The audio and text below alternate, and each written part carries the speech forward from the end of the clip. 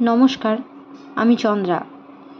আমার এই গল্প পাঠে মো চ্যানেলটি যদি আপনাদের ভালো লেগে থাকে তাহলে অবশ্যই লাইক, শেয়ার ও সাবস্ক্রাইব করে পাশে থাকবেন এবং আপনাদের মূল্যবান মতামত কমেন্টের মাধ্যমে আমাকে অবশ্যই জানাবেন। আজকে পাঠ করছি শ্রী বিভূতিভূষণ বন্দ্যোপাধ্যায়ের অপরাজিত। শুরু করছি।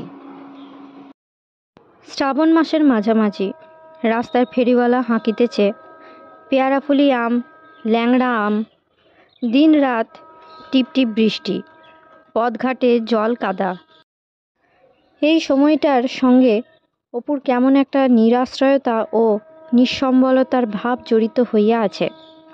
8 বছর ঠিক এই সময়টিতে কলকাতায় নূতন আসিয়া অবলম্বন শূন্য অবস্থায় পথে পথে ঘুরিতে হইয়াছিল।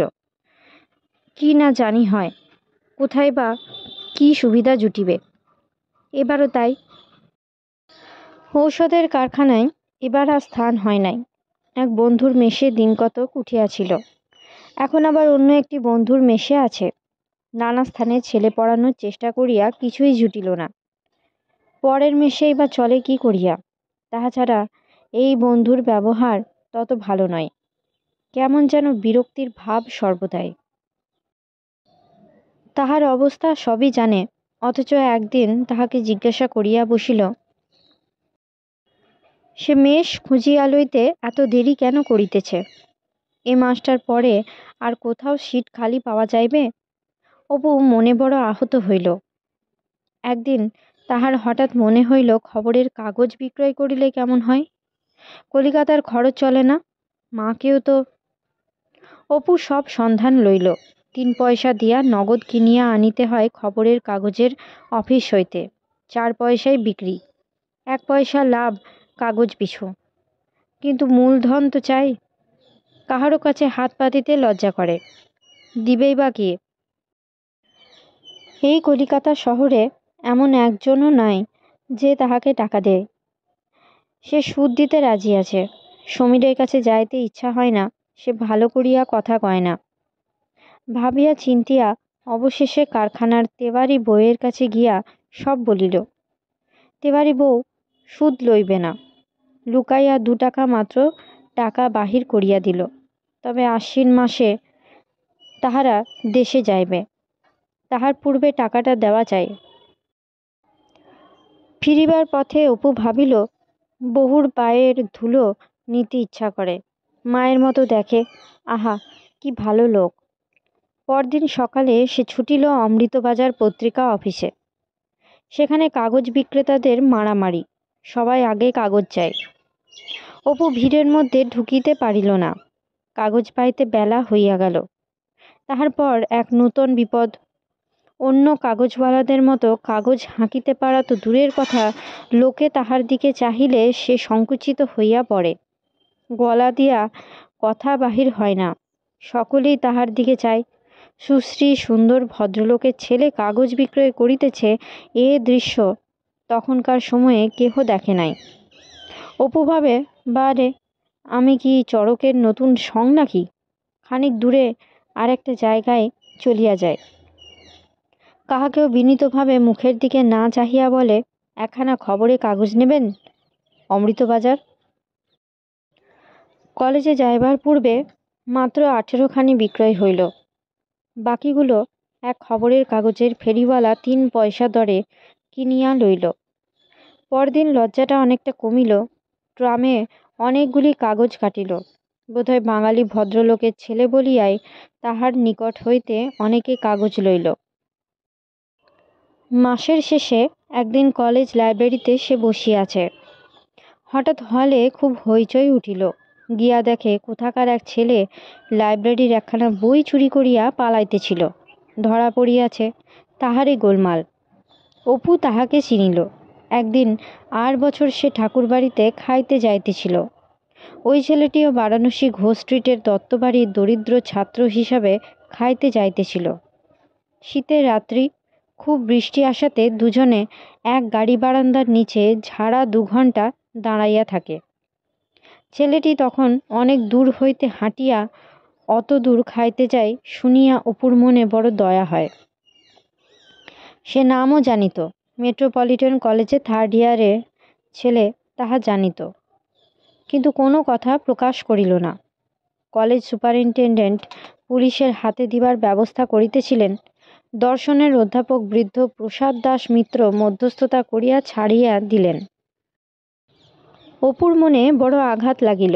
সে পিছু পিছু গিয়া অখিল মিস্ত্রি লেনের মোড়ে ছেলেটিকে ধরিল। ছেলেটির নাম হরেন। সে দিশাহারার মতো হাঁটিতেছিল। অপুকে চিনিতে পারিয়া ঝরঝর করিয়া কাঁদিয়া ফেলিল। অত্যন্ত অচল হইয়াছে, ছেঁড়া কাপড়, চারিদিকে দেনা। দত্তবাড়ি আজকাল আর খাইতে দেয় না। বর্ধমান জেলায় দেশ, এখানে কোনো আত্মীয় স্বজন নাই। অপু মির্জাপুর পার্কে একখানা বেঞ্চিতে তাহাকে টানিয়া লইয়া গিয়া বসাইল।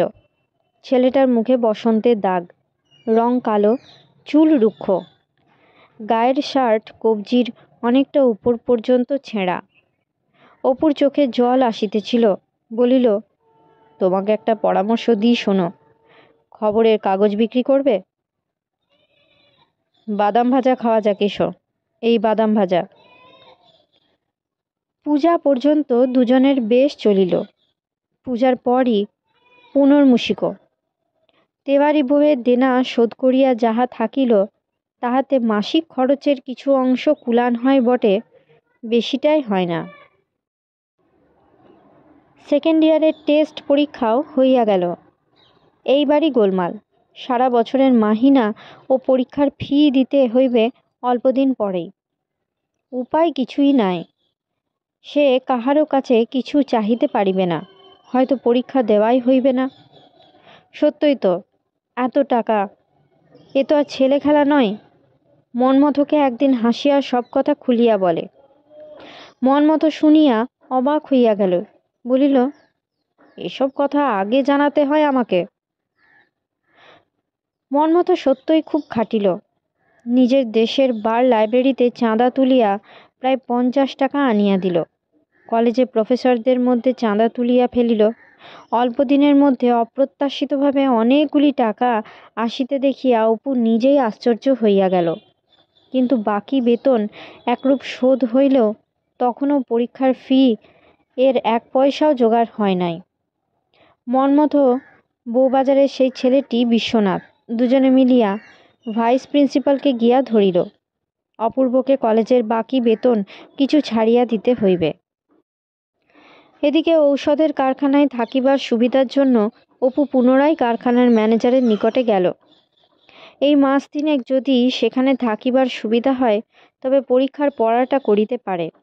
এর ওর তার মেশে সারা বছর অস্থিত পঞ্চকভাবে থাকিয়া তেমন পড়াশোনা হয় নাই। কারখানার আর সকলে অপুকে চিনিত, পছন্দও করিত। তাহারা বলিল, ওহে, তুমি আবার মিস্টার লাহিড়ির কাছে একবার যেতে পারো। ওর কাছে বলাই ভুল। মিস্টার লাহিড়ি কারখানার একজন ডিরেক্টর। তার চিঠি যদি আনতে পারো, ও সুরসুর করে রাজি হয়ে যাবে এখন। ঠিকানা লইয়া অপু উপরি উপরি 3-4 দিন ভবানীপুরে মিস্টার লাহিড়ির বাড়িতে গেল। দেখা পাইল না। বড় লোকের গাড়ি বারান্দার ধারে বেঞ্চের উপরে বসিয়া চলিয়া আসে। দিন কত কাটিল। সেদিন রবিবার।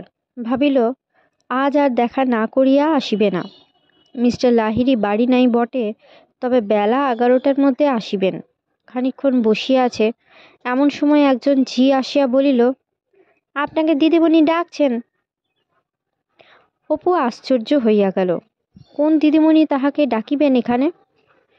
সে বিস্ময়ের সুরে বলিল, আমাকে? না, আমি তো। ঝি ভুল করে নাই। তাহা কি? ডান ধারে একটা বড় কামরা, অনেকগুলো বড় বড় আলমারি, প্রকাণ্ড বনাত মোড়া টেবিল, চামড়ার গদি আঁটা আরাম চেয়ার ও বসিবার চেয়ার। সরু বারান্দা পার হইয়া একটা চক মিলানো ছোট পাথর বাঁধানো উঠান। পাশের ছোট ঘরটার হাতলহীন চেয়ারে একটি 18-19 বছর বয়সের তরুণী বসিয়া টেবিলে বই কাগজ ছড়াইয়া কি লিখিতেছে। পরনে সাদাসিধে 8 পৌড়ে লাল পাড় শাড়ি, ব্লাউজ, ঢিলে খোপা, গলায় সরু চেন, হাতে প্লেন বালা। অপরূপ সুন্দরী। সে ঘরে ঢুকিতেই মেয়েটি হাসি মুখে চেয়ার হইতে উঠিয়া দাঁড়াইল। অপু স্বপ্ন দেখিতেছে না তো? সকালে সে আজ কাহার মুখ দেখিয়া উঠিয়াছে, নিজের চোখকেও যেন বিশ্বাস করিয়াও করা যায় না। আপনা আপনি তাহার মুখ দিয়া বাহির হইল, লীলা। লীলা মৃদু মৃদু হাসি মুখে তাহার দিকে চাহিয়া ছিল, বলিল, চিনতে পেরেছেন তো দেখছি। আপনাকে কিন্তু চেনা যায় না। ওহ, কতকাল পর, 8 বছর খুব হবে না? অপু এতক্ষণ পর কথা ফিরিয়া পাইল। সম্মুখের এই অনিন্দ সুন্দরী তরুণী লীলাও বটে, নাও বটে। কেবল হাসির ভঙ্গি ও এক ধরনের হাত রাখিবার ভঙ্গিটা পরিচিত, পুরনো। সে বলিল, 8 বছর? হ্যাঁ, তা তো তোমাকেও দেখলে চেনা যায় না। অপু আপনি বলিতে পারিল না, মুখে বাঁধিল। লীলার সম্বোধনে সে মনে আঘাত পাইয়াছিল। লীলা বলিল, আপনাকে 2 দিন দেখেছি। পরশু কলেজে যাবার সময় গাড়িতে উঠছি, দেখি কে একজন গাড়ি বারান্দার ধারে বেঞ্চিতে বসে। দেখে মনে হলো কোথায় দেখেছি যেন। আবার কালও দেখি বসে। আজ সকালে বাইরের ঘরে খবরের কাগজখানা এসেছে কিনা দেখতে জানালা দিয়ে দেখি আজও বসে। তখন হঠাৎ মনে হলো আপনি। তখন মাকে বলেছি, মা আসছেন। কি করছেন কলকাতায়? রিপনে? বাহ, এতদিন আছেন, একদিন এখানে আসতে নেই? বাল্যের সেই লীলা, একজন অত্যন্ত পরিচিত, অত্যন্ত আপনার লোক যেন দূরে চলিয়া গিয়া পর হইয়া পড়িয়াছে।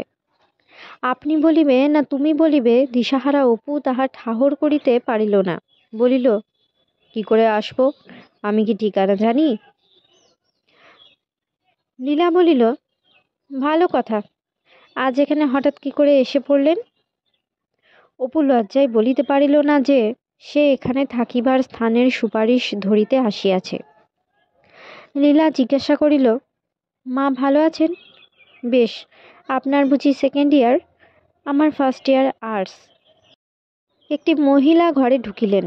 অপু চিনিল, বিস্মিত হইল। লীলার মা মেজ বৌরানী, কিন্তু বিধবার বেশ। 8-10 বৎসর পূর্বের সে অতুলনীয় রূপরাশি এখন একেবারে নিশ্চিহ্ন হইয়া না গেলেও দেখিলে হঠাৎ চেনা যায় না। অপু পায়ের ধুলা লইয়া প্রণাম করিল। মেজ বৌরানী বলিলেন, এসো বাবা এসো। লীলা কালও বলেছে, কে একজন বসে আছে মা, ঠিক বর্ধমানের সেই অপূর্বর মতো। আজ আমাকে গিয়ে বললে, ও আর কেউ নয়, ঠিক অপূর্ব। তখনই আমি ঝিকে দিয়ে ডাকতে পাঠালাম। বসো। দাঁড়িয়ে কেন বাবা? ভালো আছো? বেশ। তোমার মা কোথায়? অপু সংকুচিতভাবে কথার উত্তর দিয়া গেল। মেজ বৌরানীর কথায় কি আন্তরিকতার সুর, যেন কতকালের পুরাতন পরিচিত আত্মীয়তার আবহাওয়া। অপু কি করিতেছে, কোথায় থাকে, মা কোথায় থাকেন, কি করিয়া চলে, এবার পরীক্ষা দিয়া পুনরায় পড়িবে কিনা, নানা খুঁটিনাটি প্রশ্ন। তারপর তিনি চা ও খাবারের বন্দোবস্ত করিতে বাড়ির মধ্যে চলিয়া গেলে অপু বলিল, তোমার বাবা কি? লীলা ধরা গলায় বলিল, বাবা তো এই 3 বছর হলো, এটা মামার বাড়ি। অপু বলিল, ও তাই ঝি বললে দিদিমণি ডাকছেন, মানে উনি না, মিস্টার লাহিড়ী কে হন তোমার? দাদামশাই, উনি ব্যারিস্টার, তবে আজকাল আর প্র্যাকটিস করেন না। বড় মামা হাইকোর্টে বেরোচ্ছেন আজকাল। ও বছর বিলেত থেকে এসেছেন। চা ও খাবার খাইয়া অপু বিদায় হইল। লীলা বলিল, বড় মামার মেয়ের নেম ডে পার্টি সামনের বুধবারে। এখানে বিকালে আসবেন অবশ্যই অপূর্ববাবু, ভুলবেন না যেন। ঠিক, কিন্তু ভুলবেন না। পথে আসিয়া অপুর চোখে প্রায় জল আসিল। অপূর্ব বাবু? লীলাই বটে, কিন্তু ঠিক কি সেই 11 বছরের কৌতুকময়ী সরলা স্নেহময়ী লীলা? সে লীলা কি তাহাকে অপূর্ববাবু বলিয়া ডাকিত? তবুও কি আন্তরিকতা ও আত্মীয়তা! আর নিজের আপনার লোক জ্যাঠাইমাও তো কলিকাতায় আছেন। মেজ বৌরানী সম্পূর্ণ পর হইয়া আজ তাহার বিষয়েতে যত খুঁটিনাটি আন্তরিক আগ্রহে প্রশ্ন করিলেন, জ্যাঠাইমা কোনোদিন তাহা করিয়াছেন? বাসায় ফিরিয়া কেবলই লীলার কথা ভাবিল। তাহার মনের যে স্থান লীলা দখল করিয়া আছে, ঠিক সে স্থানটিতে আর কেহই তো নাই। কিন্তু সে এ লীলা নয়, সে লীলা স্বপ্ন হইয়া কোথায় মিলাইয়া গিয়াছে। আর কি তাহার দেখা মিলিবে কোনো কালে? সে ঠিক বুঝিতে পারিল না। আজকার সাক্ষাতে সে আনন্দিত হইয়াছে কি ব্যথিত হইয়াছে। বুধবারে পার্টির জন্য সে টুইল শার্টটা সাবান দিয়া কাচিয়া লইল। ভাবিল নিজের যাহা আছে তাহাই পড়িয়া যাইবে, চাহিবার চিন্তিবার আবশ্যক নাই। তবুও যেন বড় হীন বেশ হইল। মনে মনে ভাবিল, হাতে যখন পয়সা ছিল তখন লীলার সঙ্গে দেখা হলো না, আর এখন একেবারে এই দশা। এখন কিনা লীলার দাদামশাই মিস্টার লাহিড়ী খুব মিশুক লোক। অপূর্বকে বৈঠকখানায় বসাইয়া খানিকক্ষণ গল্পগুজব করিলেন। লীলা আসিল, সে ভারী ব্যস্ত। একবার দু চার কথা বলিয়াই চলিয়া গেল। কোনো পার্টিতে কেহ কখনো তাহাকে নিমন্ত্রণ করে নাই। যখন এক এক করিয়া নিমন্ত্রিত ভদ্রলোক ও মহিলাগণ আসিতে আরম্ভ করিলেন, তখন অপু খুব খুশি হইল। কলিকাতা শহরে এরকম ধনী উচ্চশিক্ষিত পরিবারে মিশিবার সুযোগ এ বুঝি সকলের হয়? মাকে গিয়া গল্প করিবার মতো একটা জিনিস পাইয়াছে এতদিন পরে। মা শুনিয়া কি খুশি যে হইবেন। বৈঠকখানায় অনেক সুবেশ যুবকের ভিড়। প্রায় সকলেই বড়লোকের ছেলে। কেহ বা নতুন ব্যারিস্টারি পাশ করিয়া আসিয়াছে, কেহ বা ডাক্তার, বেশিরভাগ বিলাত ফেরত। কি লইয়া অনেকক্ষণ ধরিয়া তর্ক হইতেছিল। কর্পোরেশন ইলেকশন লইয়া কথা কাটাকাটি। অপু এ বিষয়ে কিছু জানে না। সে একপাশে চুপ করিয়া বসিয়া রহিল। পাড়া গাঁয়ের কোনো একটা মিউনিসিপ্যালিটির কথায় সেখানকার নানা অসুবিধার কথাও উঠিল। একজন মধ্যবয়সী ভদ্রলোক, মাথায় কাঁচা পাকা চুল, চোখে সোনা বাঁধানো চশমা, একটা টানিয়া টানিয়া কথা বলিবার অভ্যাস, মাঝে মাঝে মোটা চুরুটে টান দিয়া কথা বলিতেছিল। দেখুন মিস্টার সেন, এগ্রিকালচারের কথা যে বলছেন, ও শখের ব্যাপার নয়, ও কাজ আপনার আমার নয়। It must be bread in the বোন।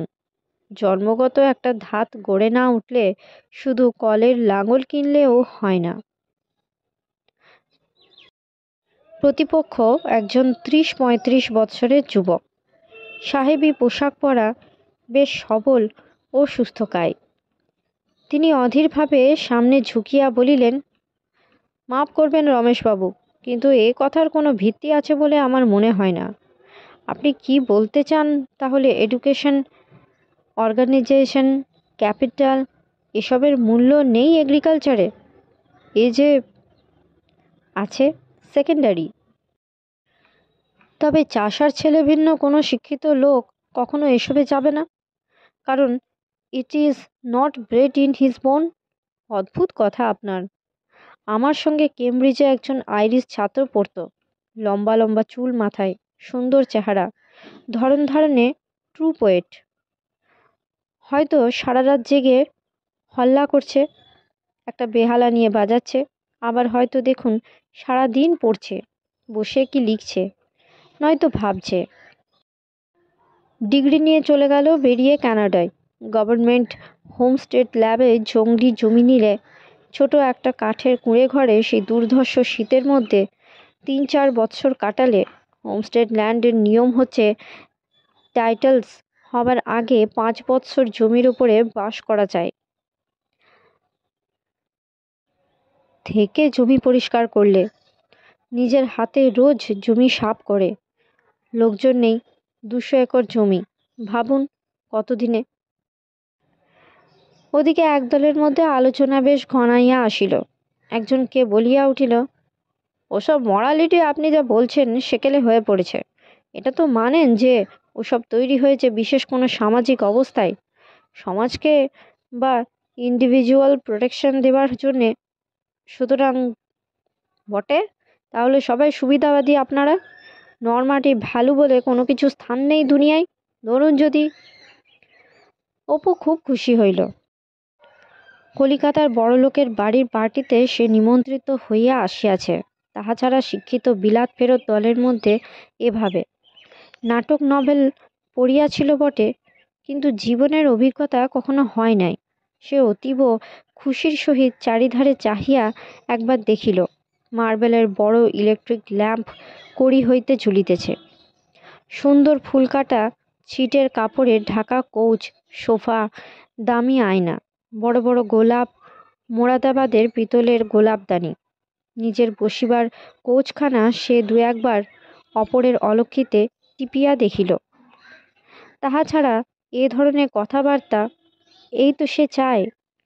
কোথায় সে ছিল পাড়াগাঁয়ের গরিব ঘরের ছেলে। 3 ধরনের কথাবার্তা। কত ক্রোশ পথ হাঁটিয়া মামজোয়ানের স্কুলে পড়িতে যাইত, সে এখন কোথায় আসিয়া পড়িয়াছে। এ ধরনের একটা উৎসবের মধ্যে তাহার উপস্থিতি ও 5 জনের একজন হইয়া বসিবার আত্মপ্রসাদে ঘরের তাবৎ উপকরণ ও অনুষ্ঠানকে যেন সে সারা দেহ মন দ্বারা উপভোগ করিতেছিল। কৃষিকার্যে উৎসাহী ভদ্রলোকটি অন্য কথা তুলিয়াছিলেন, কিন্তু অপুর দক্ষিণ ধারের দলটি পূর্ব আলোচনায় চালাইতেছেন এখনো। অপুর মনে হইল সেও এ আলোচনায় যোগদান করিবে, আর হয়তো এ ধরনের সম্ভ্রান্ত সমাজে মিশিবার সুযোগ জীবনে কখনো ঘটিবে না। এই সময়ে 2-1 কথা এখানে বলিলে সেও একটা আত্মপ্রসাদ, ভবিষ্যতে ভাবিয়া আনন্দও পাওয়া যাইবে। পাঁশনে চশমা পরা যুবকটির নাম কি হীরক সেন?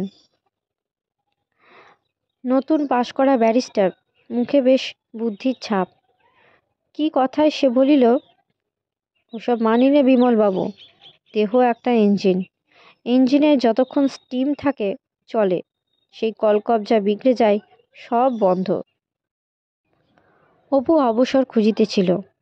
এই সময় তাহার মনে হইল এ বিষয়ে সে কিছু কথা বলিতে পারে। সে 2-1 বার চেষ্টা করিয়া সাহস সঞ্চয় করিয়া কতকটা আনাড়ি কতকটা মরিয়ার মতো আরক্ত মুখে বলিল, দেখুন মাপ করবেন, আমি আপনার মতে ঠিক মতো দিতে পারিনি।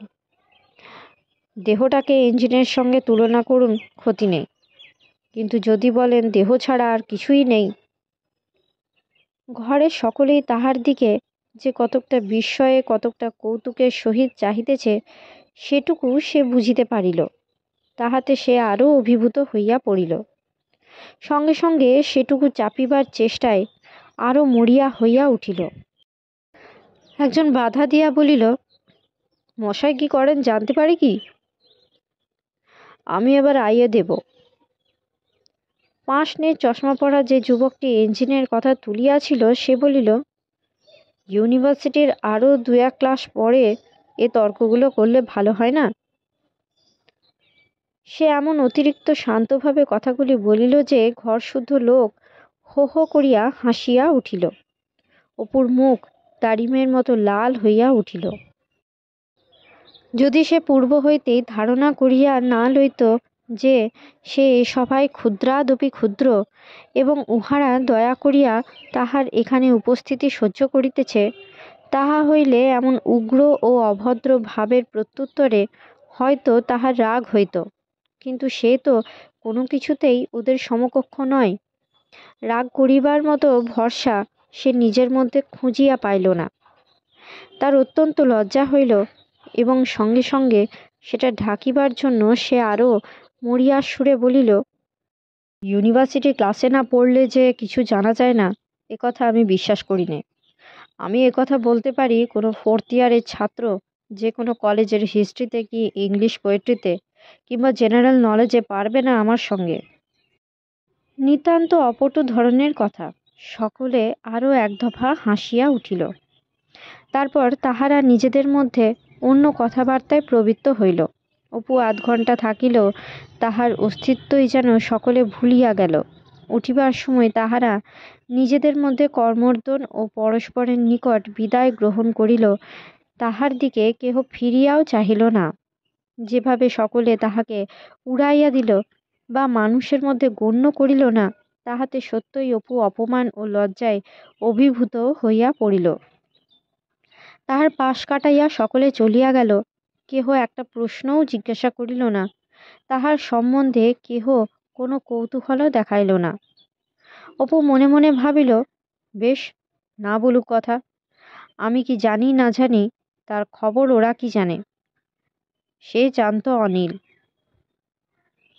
সে চলিয়া যাইতেছে, এমন সময় লীলা আসিয়া তাহাকে নিজে বাড়ির মধ্যে লইয়া গেল। বলিল, মা, অপূর্ববাবু না খেয়েই চুপি চুপি পালাচ্ছিলেন। লীলা বৈঠকখানার ব্যাপারটা না জানিতে পারে একটা ছোট ৮-৯ বছরের ছেলেকে দেখাইয়া বলিল, একে চেনেন অপূর্ববাবু? এ সেই খোকামণি, আমার ছোট ভাই। এর অন্নপ্রাশনেই আপনাকে একবার আসতে বলেছিল, মনে নেই? লীলার কয়েকটি সহপাঠিনী সেখানে উপস্থিত। সে সকলকে বলিল, তোমরা জানো না, অপূর্ববাবুর গলা খুব ভালো, তবে গান গাইবেন কি না জানি নে, মানে বেজায় লাজুক। আমি ছেলেবেলা থেকে দেখে আসছি। একটা অনুরোধ রাখবেন অপূর্ববাবু? অপু অনেকের অনুরোধ উপরোধে অবশেষে বলিল, আমি বাজাতে জানি নে, কেউ যদি বরং বাজান। খাওয়াটা ভালোই হইল, তবুও রাত্রে বাসায় ফিরিতে ফিরিতে তাহার মনে হইতেছিল আর কখনো এখানে সে আসিবে না। বড়লোকের সঙ্গে তাহার কিসের খাতির, দরকার কি আসিবার? একটা দারুণ অতৃপ্তি। যেদিন অপুর পরীক্ষা আরম্ভ হইবে তাহার দিন ৫ আগে অপু পত্রে জানিল মায়ের অসুখ। হস্তাক্ষর তেলি বাড়ির বড় বউয়ের। সন্ধ্যার সময় অপু বাড়ি পৌঁছিল। সর্বজয়া কাঁথা গায়ে দিয়া শুইয়া আছে, দুর্বল হইয়া পড়িয়াছে দেখিয়া মনে হয়। অপুকে দেখিয়া তাড়াতাড়ি বিছানার উপরে উঠিয়া বসিল। অনেক দিন হইতেই অসুখে ভুগিতেছে। পরীক্ষার পড়ার ব্যাঘাত হওয়ার ভয়ে খবর দেয় নাই। সেদিন তেলি বউ জোর করিয়া নিজে পত্র দিয়াছে। এমন যে কিছু শয্যাগত অবস্থা তাহা নয়, খায় দায় কাজকর্ম করে, আবার অসুখও হয়। সন্ধ্যা হইলেই শয্যা আশ্রয় করে, আবার সকালে উঠিয়া গৃহকর্ম শুরু হয়।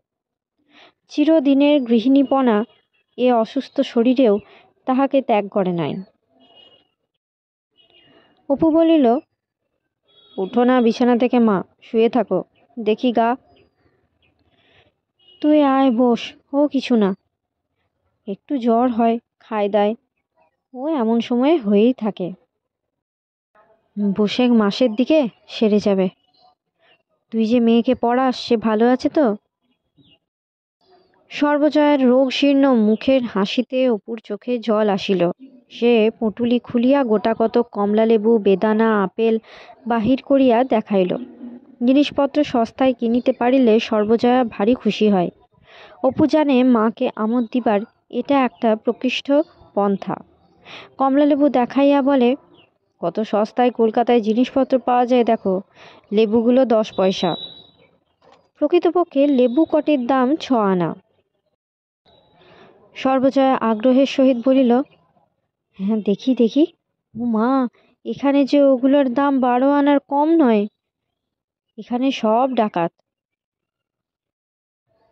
4 পয়সার একতারা পান দেখাইয়া বলিল, বৈঠকখানা বাজার থেকে 2 পয়সায়, দেখো মা।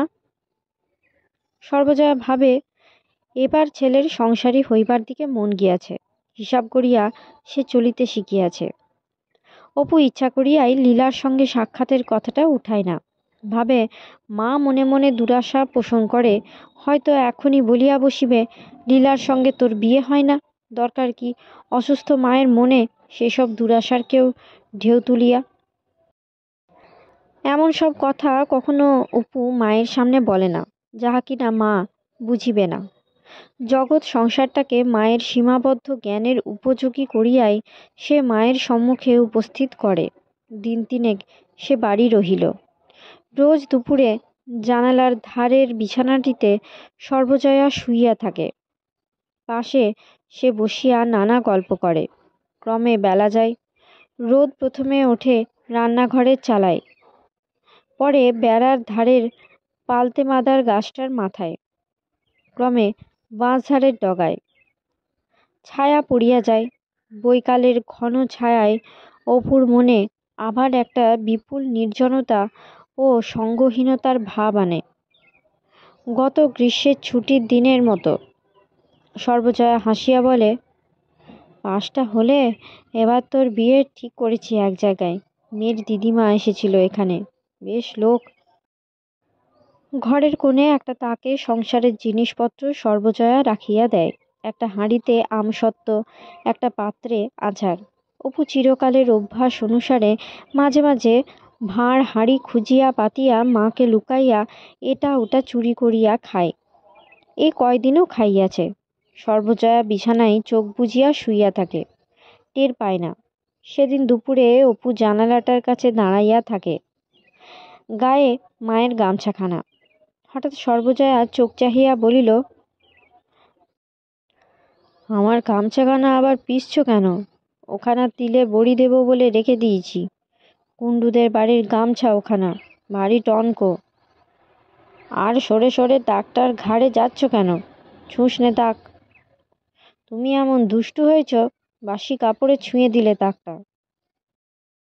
কথাটা অপুর বুকে কেমন বিঁধিল। মা সেরে উঠে তিলে বড়ি দেবে?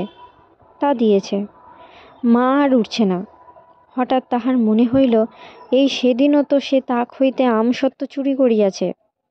মা, অসহায় মা বিছানায় জ্বরের ঘোরে পড়িয়াছিল। 21 বৎসর ধরিয়া মায়ের যে শাসন চলিয়াছিল, আজ তাহা শিথিল হইয়া পড়িতেছে, দুর্বল হইয়া পড়িতেছে। নিজের অধিকার আর বোধহয় প্রতিষ্ঠিত করিতে পারিবে না কখনো। অপু চতুর্থ দিন সকালে চলিয়া গেল। কালই পরীক্ষা, চুকিয়া গেলেই আবার আসিবে। শেষ রাত্রে ঘুম ভাঙিয়া শোনে সর্বজয়া রান্নাঘরে ইতিমধ্যে কখন ঘুম হইতে উঠিয়া চলিয়া গিয়াছে। ছেলের সঙ্গে গরম পরোটা দেওয়া যাইবে। সর্বজয়ের এরকম কোনো দিন হয় নাই। অপু চলিয়া যাওয়ার দিনটা হইতে বৈকালে তাহার এত মন হুহু করিতে লাগিল, যেন কেহ কোথাও নাই। একটা অসহায় ভাব, মনের উদাস অবস্থা। কত কথা, সারা জীবনের কত ঘটনা, কত আনন্দ ও অশ্রুর ইতিহাস একে একে মনে আসিয়া উদয় হয়। গত 1 মাস ধরিয়া এসব কথা মনে হইতেছে, নির্জনে বসিলেই বিশেষ করিয়া। ছেলেবেলায় বুধি বলিয়া গাই ছিল বাড়িতে, বাল্যসঙ্গিনী হিমিদি। দুজনে একসঙ্গে দো পেটে গাঁদা গাছ পুঁতিয়া জল দিত। একদিন হিমিদি ও সে বন্যার জলে মাঠে ঘরা বুকে সাঁতার কাটিতে গিয়া ডুবিয়া গিয়াছিল, আর একটু হলেই বিবাহ। মনে আছে, সেদিন দুপুরে খুব বৃষ্টি হইয়াছিল।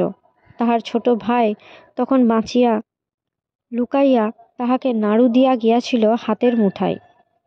ছোট্ট ছেলেবেলায় অপু, কাঁচের পুতুলের মতো রূপ, প্রথম স্পষ্ট কথা শিখিল। কি জানি কি করিয়া শিখিল, ভিজে। একদিন অপুকে কদমা হাতে বসাইয়া রাখিয়াছিল।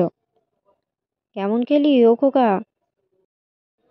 অপু দন্তহীন মুখে কদমা চিবাইতে চিবাইতে ফুলের মতো মুখটি তুলিয়া মায়ের দিকে চাহিয়া বলিল, ভিজে।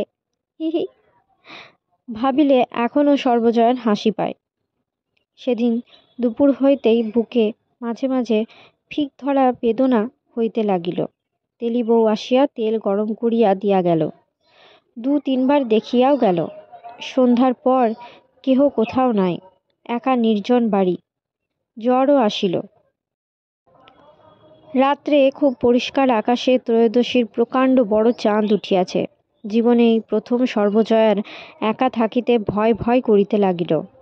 খানিক রাত্রে একবার যেন মনে হইল সে জলের তলায় পড়িয়া আছে, নাকে মুখে জল ঢুকিয়া নিঃশ্বাস একেবারে বন্ধ হইয়া আসিতেছে, একেবারে বন্ধ। সে ভয়ে এক গা ঘামিয়া ধর্মর করিয়া বিছানার উপরে উঠিয়া বসিল। সে কি মরিয়া যাইতেছে? এই কি মৃত্যু? সে এখন কাহাকে ডাকে?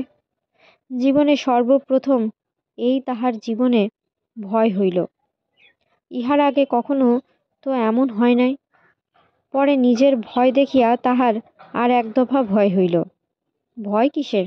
না না, মৃত্যু, সে এরকম নয়, ও কিছু না।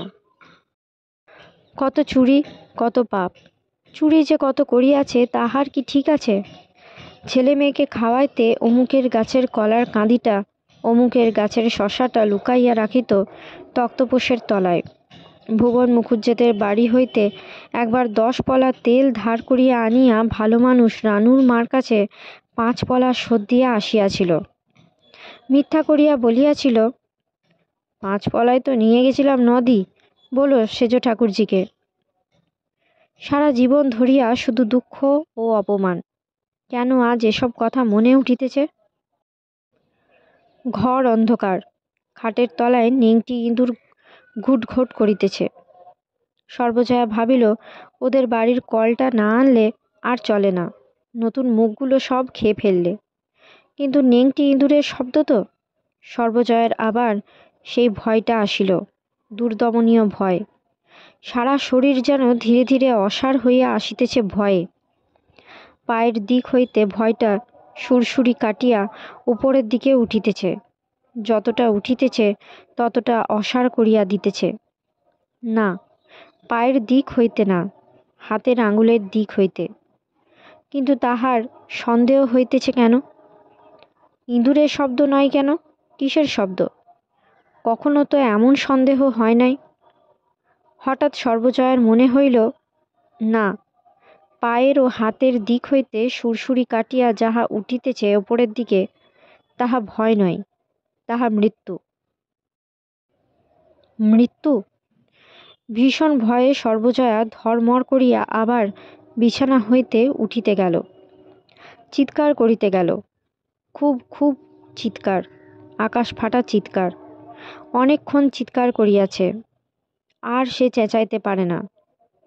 গলা ভাঙিয়া আসিয়াছে। কেউ আসিল না তো। কিন্তু সে তো বিছানা হইতে উঠিল কখন? সে তো ওঠে নাই। ভয়টা সুরসুরি কাটিয়া সারা দেহ ছাইয়া ফেলিয়াছে, যেন খুব বড় একটা কালো মাকড়সা। সুরের বিষে দেহ অবশ, অসাড়, হাতও নাড়ানো যায় না, পাও না। সে চিৎকার করে নাই, ভুল। সুন্দর জ্যোৎস্না উঠিয়াছে। একজনের কথাই মনে হয়, অপু, অপু। অপুকে ফেলিয়া সে থাকিতে পারিতেছে না। অসম্ভব বিস্ময়ের সহিত দেখিল, সে নিজে অনেকক্ষণ কাঁদিতেছে। এতক্ষণ তো টের পায় নাই। আশ্চর্য, চোখের জলে বালিশ ভিজিয়া গিয়াছে যে। জ্যোৎস্না অপূর্ব, ভয় হয় না, কেমন একটা আনন্দ। আকাশটা, পুরাতন আকাশটা যেন স্নেহে প্রেমে জ্যোৎস্না হইয়া গলিয়া ঝরিয়া বিন্দুতে বিন্দুতে নিজেকে নিঃশেষ করিয়া দিতেছে। টুপ টুপ টুপটাপ। আবার কান্না পায়। জ্যোৎস্নার আলোয় জানালার গড়াদে ধরিয়া হাসি মুখে ও কে দাঁড়াইয়া আছে। সর্বজয়ার দৃষ্টি পাশের জানালার দিকে নিবদ্ধ হইল। বিস্ময়ে আনন্দে রোগশীর্ণ মুখখানা মুহূর্তে উজ্জ্বল হইয়া উঠিল। অপু দাঁড়াইয়া আছে। এ অপু নয়, সেই ছেলেবেলাকার ছোট্ট অপু। এতটুকু অপু নিশ্চিন্দিপুরের বাঁশবনের ভিটেতে এমন কত চৈত্র জ্যোৎস্না রাত্রে ভাঙা জানালার ফাঁক দিয়া জ্যোৎস্নার আলো আসিয়া পড়িত, যাহার দন্তহীন ফুলের কুঁড়ির মতো কচি মুখে সেই অপু। ওর ছেলে মানুষ খঞ্জন পাখির মতো ডাগর ডাগর চোখের নীল চাহনি, চুল কোঁকড়া কোঁকড়া, মুখ চোরা, ভালো মানুষ লাজুক বোকা, জগতের ঘোর প্যাঁচ কিছুই একেবারে বোঝে না। কোথায় যেন সে যায়, নীল আকাশ বাহিয়া বহু দূরের দিকে, সুনীল মেঘ পদবীর অনেক উপরে। যায় যায় যায় যায়, মেঘের ফাঁকে যাইতে যাইতে মিলাইয়া যায়। বুঝি মৃত্যু আসিয়াছে, কিন্তু তার ছেলের বেশে তাকে আদর করিয়া আগু বাড়াইয়া লইতে। এতই সুন্দর, কি হাসি, কি মিষ্টি হাসি ওর মুখে। পরদিন সকালে তেলি বাড়ির বড় বউ আসিল। দরজায় রাত্রে খিল দেওয়া হয় নাই, খোলাই আছে। বড় বউ আপন মনে বলিল, রাত্রে দেখছি মা ঠাকুরনের অসুখ খুব বেড়েছে, খিলটাও দিতে পারেননি। বিছানার উপরে সর্বজয়া যেন ঘুমাইতেছেন। তেলি বউ একবার ভাবিল ডাকিবে না, কিন্তু পথ্যের কথা জিজ্ঞাসা করিবার জন্য ডাকিয়া উঠাইতে গেল। সর্বজয়া কোনো সাড়া দিলেন না, নড়িলেনও না। বড় বউ আরো দুই একবার ডাকাডাকি করিল, পরে হঠাৎ কি ভাবিয়া নিকটে আসিয়া ভালো করিয়া দেখিল। পরক্ষণেই সে সব বুঝিল। সর্বজয়ার মৃত্যুর পর কিছুকাল অপু এক অদ্ভুত মনোভাবের সহিত পরিচিত হইল। প্রথম অংশটা আনন্দ মিশ্রিত। এমনকি মায়ের মৃত্যু সংবাদ প্রথম যখন সে তেলিবাড়ির তারের খবরে জানিল, তখন প্রথমটা তাহার মনে একটা আনন্দ, একটা যেন মুক্তির নিঃশ্বাস, একটা বাঁধন ছেঁড়ার উল্লাস। অতি অল্পক্ষণের জন্য নিজের অজ্ঞাতসারে। তাহার পরই নিজের মনোভাবে তাহার দুঃখ ও আতঙ্ক উপস্থিত হইল। এ কি, সে চায় কি? মা যে নিজেকে একেবারে বিলোপ করিয়া ফেলিয়াছিলেন তাহার সুবিধার জন্য। মা কি তাহার জীবনপথের বাধা? কেমন করিয়া সে এমন নিষ্ঠুর, এমন হৃদয়হীন? তবুও সত্যকে সে অস্বীকার করিতে পারিল না। মাকে এত ভালোবাসিত তো। কিন্তু মায়ের মৃত্যু সংবাদটা প্রথমে যে একটা উল্লাসের স্পর্শ মনে আনিয়াছিল, ইহা সত্য। সত্য, তাহাকে উড়াইয়া দিবার উপায় নাই। তাহার পর সে বাড়ি রওনা হইল। উলা স্টেশনে নামিয়া হাঁটিতে শুরু করিল। এই প্রথম এ পথে সে যাইতেছে, যেদিন মা নাই। গ্রামে ঢুকিবার কিছু আগে আধমজা কোদলা নদী, এ সময়ে হাঁটিয়া পার হওয়া যায়। এরই তীরে কাল মাকে সবাই দাহ করিয়া গিয়াছে। বাড়ি পৌঁছিল বৈকালে। এই সেদিন বাড়ি হইতে গিয়াছে। মা তখনও ছিল। ঘরে তালা দেওয়া, চাবি কাহাদের কাছে? বোধহয় তেলিবাড়ির ওরা লইয়া গিয়াছে। ঘরের পৈঠায় অপু চুপ করিয়া বসিয়া রহিল। উঠানের বাহিরে আগরের কাছে এক জায়গায় পোড়া খড় জড়ো করা। সেদিকে চোখ পড়িতেই অপু শিহরিয়া উঠিল। সে বুঝিয়াছে, মাকে যাহারা সৎকার করিতে গিয়াছিল, দাহ অন্তে তাহারা কাল এখানে আগুন ছুঁইয়া নিম পাতা খাইয়া শুদ্ধ হইয়াছে। প্রথাটা অপু জানে। মা মারা গিয়াছেন, এখনও অপুর বিশ্বাস হয় নাই। 21 বৎসরের বন্ধন মন এক মুহূর্তে টানিয়া ছিঁড়িয়া ফেলিতে পারে নাই। কিন্তু পোড়া খড়গুলোতে নগ্ন রূঢ় নিষ্ঠুর সত্যতা, মা নাই। বৈকালের কি রূপটা! নির্জন নিরালা, কোনো দিকে কেহ নাই। উদাস পৃথিবী, নিস্তব্ধ বিভাগী রাঙা রোদভরা আকাশটা। অপু অর্থহীন দৃষ্টিতে পোড়া খড়গুলার দিকে চাহিয়া রহিল। কিন্তু মায়ের গায়ের কাঁথাখানা উঠানের আলনায় মেলিয়া দেওয়া কেন? কাঁথাখানা মায়ের গায়েই ছিল, সঙ্গেই তো যাওয়ার কথা। অনেক দিনের কাঁথা, নিশ্চিন্দিপুরের আমলের। মায়ের হাতে সেলাই করা কলকা কাটা রাঙা সুতোর কাজ। কতক্ষণ সে বসিয়াছিল জানে না। রোদ প্রায় পড়িয়া আসিল। তেলি বাড়ির বড় ছেলে নাদুর ডাকে চমক ভাঙিতে সে তাড়াতাড়ি উঠিয়া দাঁড়াইল। ম্লান হাসিয়া বলিল, এই যে, আমার ঘরে চাবিটা তোমাদের বাড়ি? নাদু বলিল, কখন এলে এখানে বসে একলাটি? বেশ তো দাদা ঠাকুর, এসো আমাদের বাড়ি। অপু বলিল, না ভাই, তুমি চাবিটা নিয়ে এসো। ঘরের মধ্যে দেখি জিনিসগুলোর কি অবস্থা। চাবি দিয়া নাদু চলিয়া গেল। বলিল, ঘর খুলে দেখো, আমি আসছি এখনই। অপু ঘরে ঢুকিল। তক্তপোষের উপর বিছানা নাই, বালিশ মাদুর কিছুই নাই। তক্তপোষটা পড়িয়া আছে। তক্তপোষের তলায় একটা পাথরের খোড়ায় কি ভিজানো। খোড়াটা হাতে তুলিয়া দেখিল, চিরতা না নিমছাল কি ভিজানো, মায়ের ওষুধ। বাহিরে পায়ের শব্দ শোনা গেল। কে বলিল, ঘরের মধ্যে কে? খোড়াটা তক্তপোষের কোণে নামাইয়া রাখিয়া বাহিরের দাওয়ায় আসিল। নিরুপমা দিদি। নিরুপমাও অবাক। গালে আঙুল দিয়া বলিল, তুমি কখন এলে ভাই? কই, কেউ তো বলেনি। অপু বলিল, না, এই তো এলাম, এই এখনো আধ ঘন্টাও হয়নি। নিরুপমা বলিল, আমি বলি রোদ পড়ে গিয়েছে, কাঁথাটা গেছে মেলে দিয়ে এসেছি বাইরে, যাই কাঁথাখানা তুলে রেখে আসি কুণ্ডুদের বাড়ি, তাই আসছি। অপু বলিল, কাঁথাখানা মায়ের গায়ে ছিল না নিরুদি? কোথায়? পরশু রাতে তো তার পরশু বিকেলে বড় বউকে বলেছেন, কাঁথাখানা সরিয়ে রাখো মা, ও আমার অপুর জন্যে, বর্ষাকালে কলকাতা পাঠাতে হবে। সেই পুরনো তুলো জমানো কালো কম্বলটা ছিল, সেইখানা গায়ে দিয়েছিলেন। তিনি আবার প্রাণ ধরে তোমার কাঁথা নষ্ট করবেন? তাই কাল যখন ওরা তাকে নিয়ে থুয়ে গেল, তখন ভাবলাম যে রোগীর বিছানায় তো ছিল কাঁথাখানা, জল কাঁচা করে রোদে দিই। কাল আর পারিনি, আজ সকালে ধুয়ে আলনায় দিয়ে গেলাম। তা এসো আমাদের বাড়ি। ওসব শুনবো না, মুখ শুকনো, হবিষ্যি হয়নি, এসো। নিরুপমার আগে আগে সে কলের পুতুলের মতো তাদের বাড়ি গেল। সরকার মহাশয় কাছে ডাকিয়া বসাইয়া অনেক সান্ত্বনার কথা বলিলেন।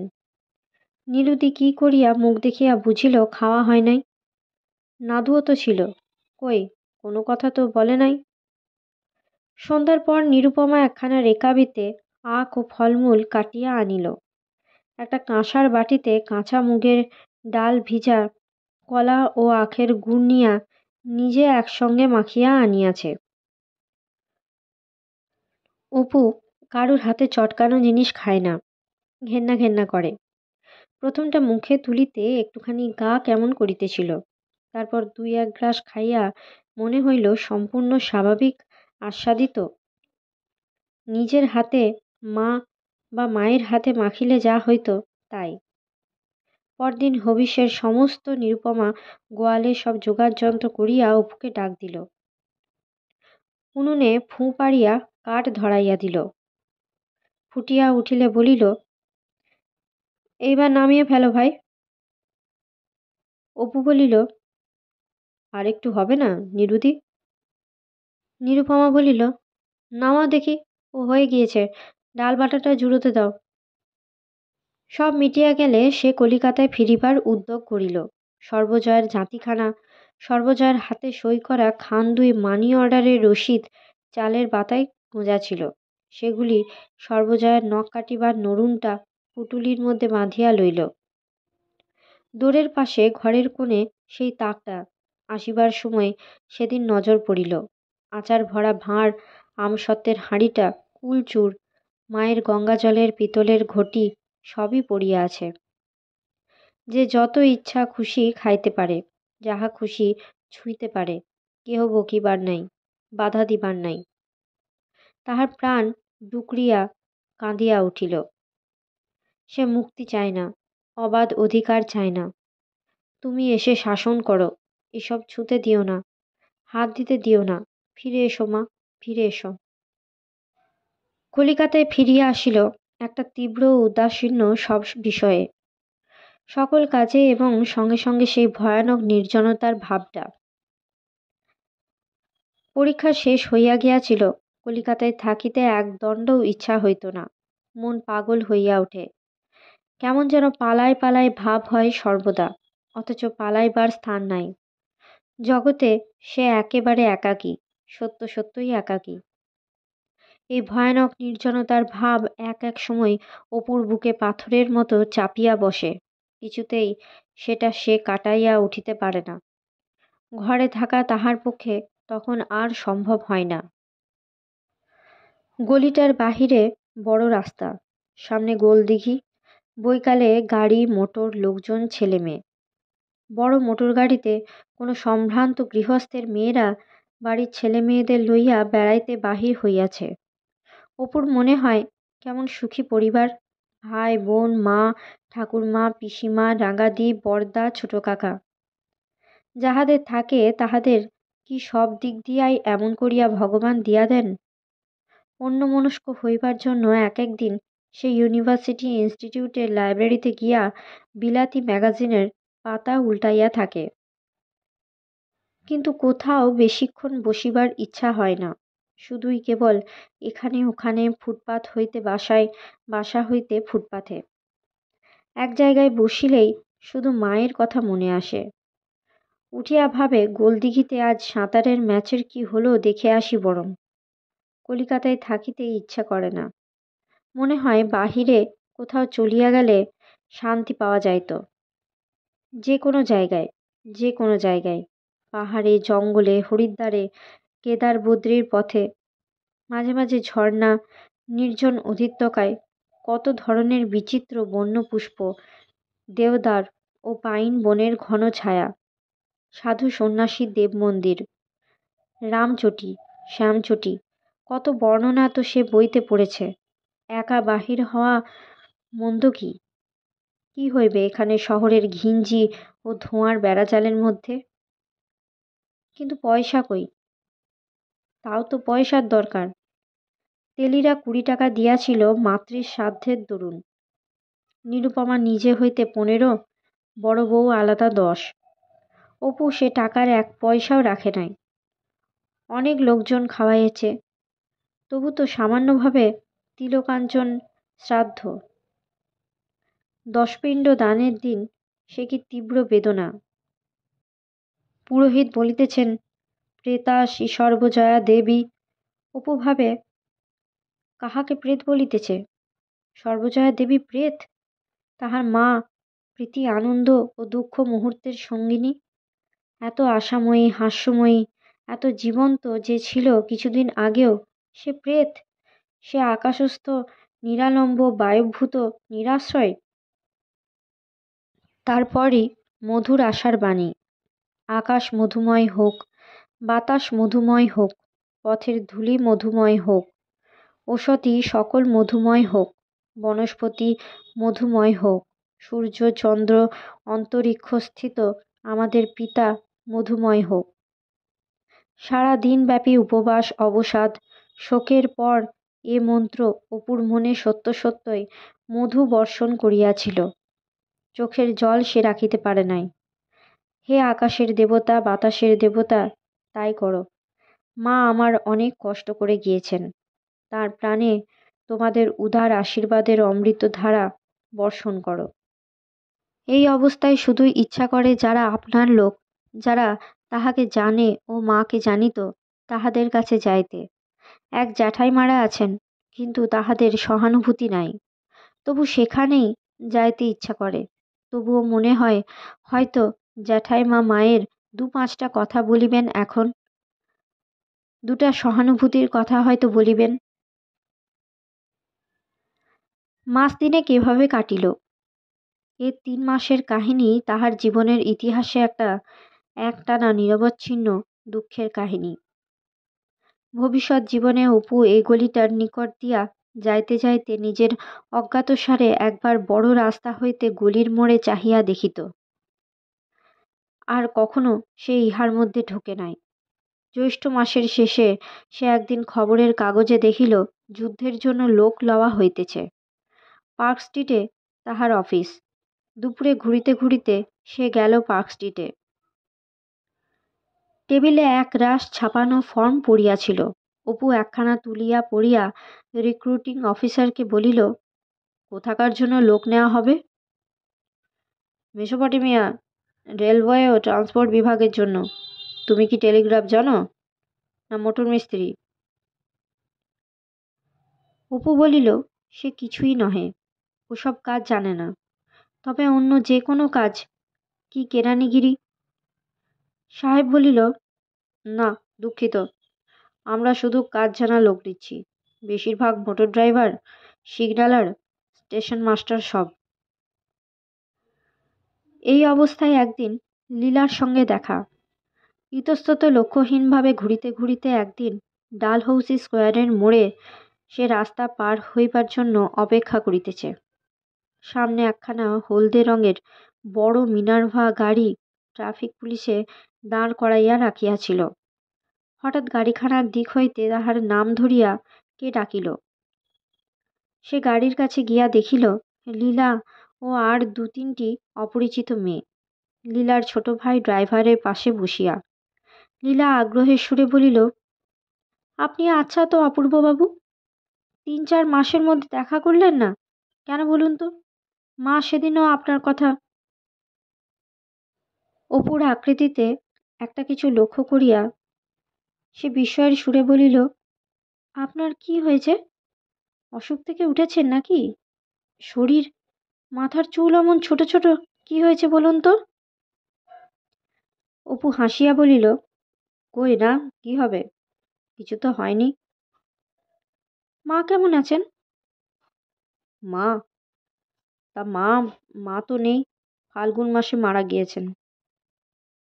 কথা শেষ করিয়া অপু আর এক দফা পাগলের মতো হাসিল। হয়তো বাল্যের সে প্রীতি নানা ঘটনায় বহু বৎসরের চাপে লীলার মনে নিষ্প্রভ হইয়া গিয়াছিল। হয়তো ঐশ্বর্যের আঁচ লাগিয়া সে মধুর বাল্য মন অন্যভাবে পরিবর্তিত হইয়াছিল ধীরে ধীরে। অপুর মুখের এই অর্থহীন হাসিটা যেন একখানা তীক্ষ্ণ ছুরির মতো গিয়া তাহার মনের কোন গোপন মণিমঞ্জুষার রুদ্ধ ঢাকনির ফাঁকটাতে হঠাৎ একটা সজোরে চাড়া দিল। এক মুহূর্তে অপুর সমস্ত ছবিটা তাহার মনের চোখে ভাসিয়া উঠিল। সহায়হীন, মাতৃহীন, আশ্রয়হীন, পথে পথে বেড়াইতেছে, কে মুখের দিকে চাহিবার আছে? লীলার গলা আড়ষ্ট হইয়া গেল। একটু চুপ করিয়া থাকিয়া বলিল, আপনি আমাদের ওখানে কবে আসবেন বলুন? না, ওরকম বললে হবে না। এই কথা আমাদের জানানো আপনার উচিত ছিল না? অন্তত মাকেও বলা তো। কাল সকালে আসুন। ঠিক বলুন, আসবেন? কেমন, ঠিক তো? সেবারকার মতো করবেন না কিন্তু। ভালো কথা। আপনার ঠিকানাটা বলুন তো কি? ভুলবেন না কিন্তু। গাড়ি চলিয়া গেল। বাসায় ফিরিয়া অপু মনের মধ্যে অনেক তোলাপড়া করিল। লীলার মুখে সে একটা কিসের ছাপ দেখিয়াছে। বর্তমান অবস্থায় মন তাহার এই আন্তরিকতার স্নেহ স্পর্শটুকুই কাঙাল বটে। কিন্তু এই বেশে কোথাও যাইতে ইচ্ছা হয় না। এই জামায়, এই কাপড়ে, এইভাবে থাক বরং। 3 দিন পর নিজের নামে একখানা পত্র আসিতে দেখিয়া সে বিস্মিত হইল। মা ছাড়া আর তো কাহারও পত্র সে পায় নাই। কে পত্র দিল? পত্র খুলিয়া পড়িল, অপূর্ববাবু, আপনার এখানে আসবার কথা ছিল সোমবারে, কিন্তু আজ শুক্রবার হয়ে গেল, আপনি এলেন না। আপনাকে মা একবার অবশ্যই অবশ্যই আসতে বলেছেন। না এলে তিনি খুব দুঃখিত হবেন। আজ বিকেলে 5টার সময় আপনার আসা চাই। নমস্কার নেবেন। লীলা। কথাটা লইয়া মনের মধ্যে সে অনেক বোঝাপড়া করিল। কি লাভ গিয়া? ওরা বড় মানুষ, কোনো বিষয়ে সে ওদের সঙ্গে সমান যে ওদের বাড়ি যখন তখন যাইবে। মেজ বৌরানী যে তাহার কথা জিজ্ঞাসা করিয়াছেন, সেই কথাটা তাহার মনে অনেকবার যাওয়া আসা করিল। সেইটা আর লীলার আন্তরিকতা।